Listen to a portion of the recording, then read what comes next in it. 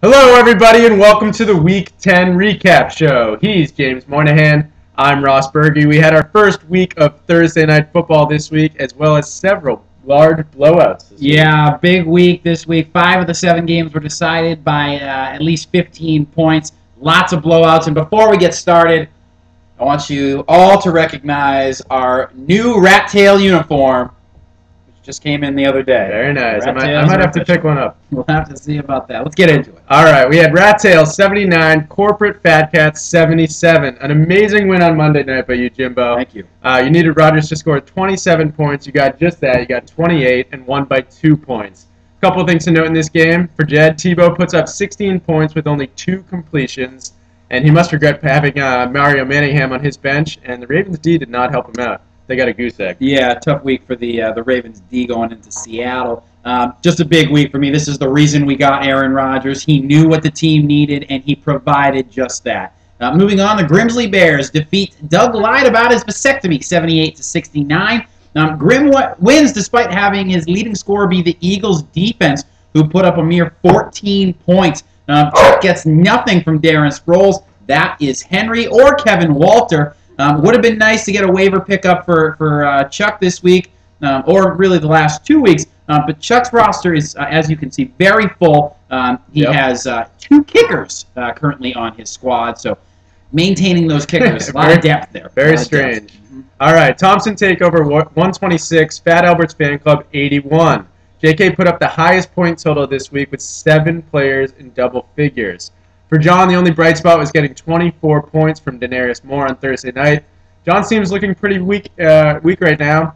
McGahee is going to get the start tonight, so that'll be big for him. But yeah, JK wins a big one. Big win for JK as he remains in the hunt. The Fighting Frog Swamps 109, Honolulu Flying Hawaiians 56. The Doc destroys former roommate and division leader Rag in this one.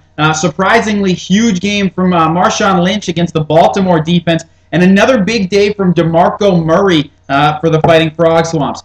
Rag's team is just riddled with injuries right now as he loses Frank Gore to an injury early on this week. Michael Vick also suffers 2 broken ribs. Rag's backup quarterback, Matt Castle, is now out for the year. He already had Ahmad Bradshaw and Montario Hardesty out going into this week. I just have to wonder, is this the curse of the rant? It could, very well could be. I think it has to be. All right, Hainsworth Jiggly Tits 105, Rex Ryan's Pedophiles 90. Watch out for BMAC as he wins his 4th straight and is now tied for 2nd in the Hard Times division. Newly acquired Arian Foster had a big game. He has a bye this week. Larry Fitzgerald also got a big game for Albert, actually the first big game for Albert. Yeah.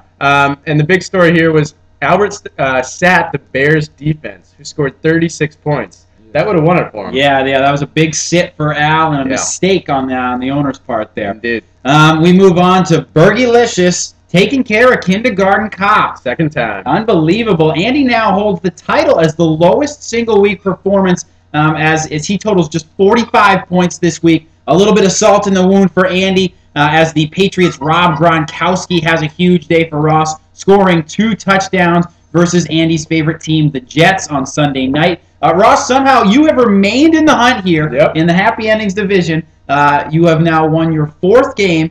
You're below 500 by 2 games, but you are still within a game and a half. Flying under the radar. Unbelievable. All right, Kim Kardashian's lack of Bush, 90. Too big to fail, 63.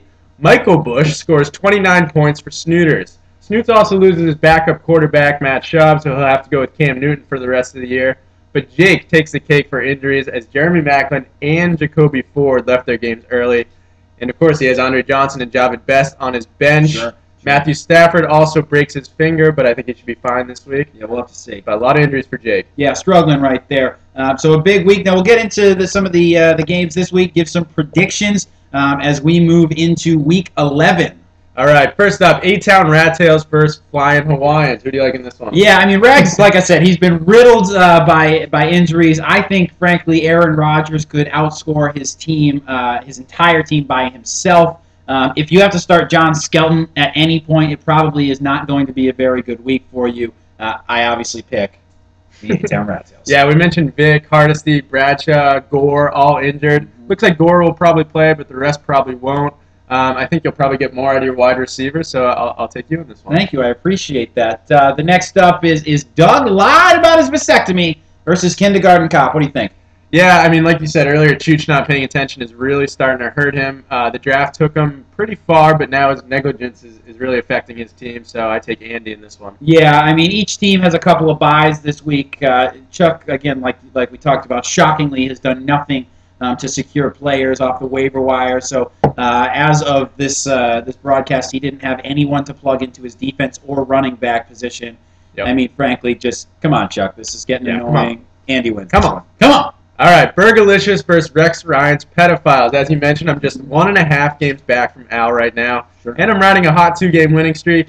ESPN predicts Al to win 1 point. Actually, that's changed since this type up, but I think I win this week. Yeah, Albert still holds on to first place here in the Happy Endings division, despite now losing 2 in a row. It looks like he's going to have to gamble a little bit. He's going to play Ryan Terrain in his flex position this week. I think, frankly, he could probably leave that spot open and still win, since Ross's 2 running backs are Danny Woodhead and Lance Ball, who will back up McGahee this week as the Thursday night game starts. I got to pick Al. Al wins this one, stays in first place. All right, we'll see. Next up, Corporate Fat Cats versus Fat Albert's Fan Club. As I said earlier, John's team is looking pretty weak. McGahee is starting in this game, like we mentioned. Ball's a backup, so that'll help him out. But I think he still has to address his running back situation this year. Yeah, definitely. I mean, this one, it looked for a little bit like it was going to be Tim Tebow versus Alex Smith. Jed has just now flipped Phillip Rivers in, which is a good move, as Tebow faces a solid Jet defense tonight, and I think he would have gotten lit up. But luckily for John, as he didn't really seem to have a game plan for Willis McGahee, he didn't have a backup there. It looks like McGahee will play. I think it comes down to LaShawn McCoy, who faces a Giants team which he torched for 19 fantasy points earlier this season. I think it happens again. I think Jed wins. I agree. I think Jed wins this one.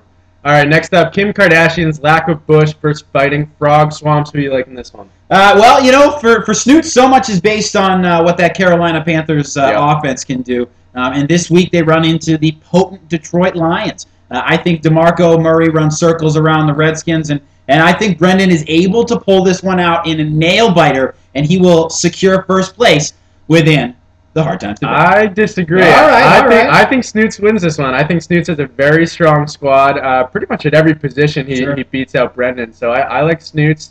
And as I said earlier, I like Snoots to win the entire league. We'll have to see. We'll see what happens when Darren McFadden comes back. Moving on, we got Too Big to Fail versus the Grimsley Bears. Really, for me, there's some tough decisions for Grim this week. Brandon Jacobs is currently in his starting lineup. While it could be a huge day for Jacobs, if Ahmad Bradshaw actually does play, Jacobs' upside is limited. It now looks like Bradshaw will not play. Grim does have some options on the bench for Sunday night, but we'll have to wait and see what happens there. The emergence of Reggie Bush has been huge for Jake, but he needs to win out to have a real shot at the division. I like Jake in this one. I like him just by a nose. I disagree again. Oh! Reggie Bush has done well recently with Daniel Thomas injured, but Thomas has been actually getting more and more carries each week. I think he'll pass Bush in carries this week again. Danny Woodhead has been eating carries away from Benjarvis Green-Ellis. Sure. So I think Jake's running backs don't do much this week. I like Grim. Oh, well, we'll have to see about that one. You want me to introduce that? Yeah, you do. Sure.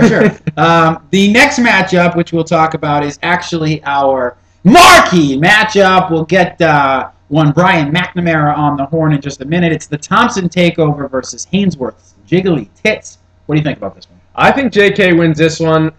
He has a lot of favorable matchups this week, but he also has a better team than BMAC. So I think JK wins this one, and BMAC's winning streak comes to an end. Yeah, BMAC riding that 4-game win streak coming into this one, but he's got some huge holes to fill with Arian Foster and Marcus Colston both on buys this week. JK's squad last week put up huge numbers with Romo facing with Romo facing the Skins this week. That probably continues. MJD going against the Browns. Yep. I think JK remains in the hunt and wins this week, beating BMAC and ending that 4-game win streak. All right. Well, like we said, we're going to try and get Mr. McNamara on the horn here. Utilize that speakerphone. I'm actually going to go ahead and take my shades off for this one. All you ladies out there. You can see my eyes. I don't think any ladies watch this. Hello? Hey! BMAC. Hey, Tom, how you doing? Good. Hey, Mr. McNamara, how are you today, buddy? I'm doing well. A lot better than yesterday. I can imagine. Did you just run a marathon? No, I just ran upstairs. Oh. I'm out of shape, That's tiring, too. That's tough. That's tough. We all know how that feels. Well, BMAC, this is your first week as the marquee matchup, and frankly, neither of me or Ross think that you're going to win this week, but we're really bringing you on because you're riding a 4-game win streak. Talk to us a little bit about some of your favorite moments throughout that streak. Well, my favorite moments would have to be just beating Albert twice. Yeah. Really, I mean, I kicked his ass. He had no defense for any lineup that I would have put in. Sure. Aside from maybe playing the Bears defense, who put up 36 points on his bench. Solid bench That might performance. have helped.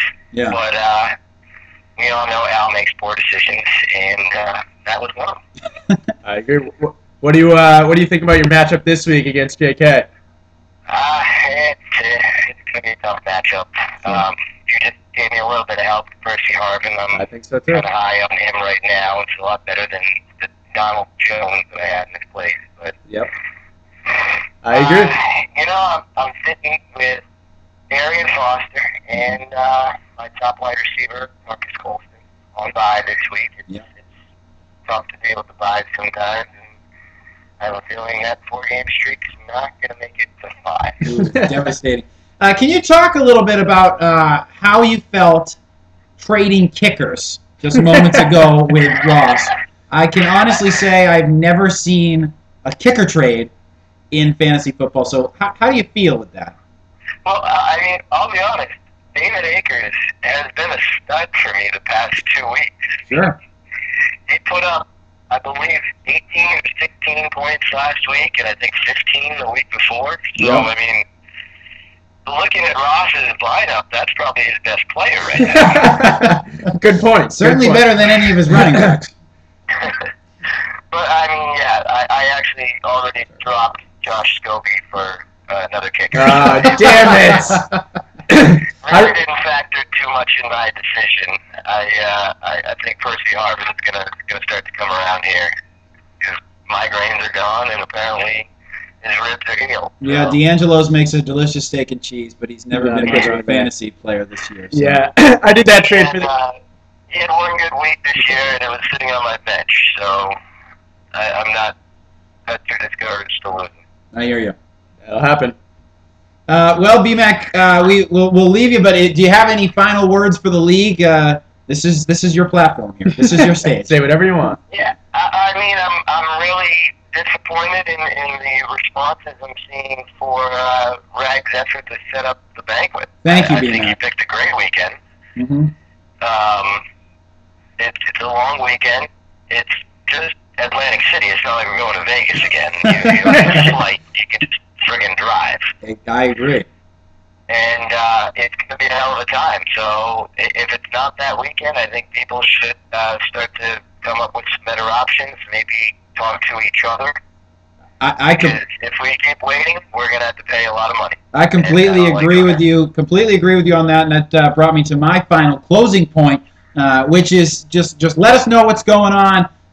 What weekends work best for you? We want to try and get as many people there as possible for the banquet, and we obviously have to plan in advance. And, Yep. you know, that is a big thing. Everybody throw out some possible weekends at work. Yep. If you can't do that weekend, throw out another one. We'll figure something out. All right. Yeah, guys like Chuck, don't just be a downer and say, hey, I can't make it. Maybe Propose be a different day. proactive and give a solution rather than just being part of the problem.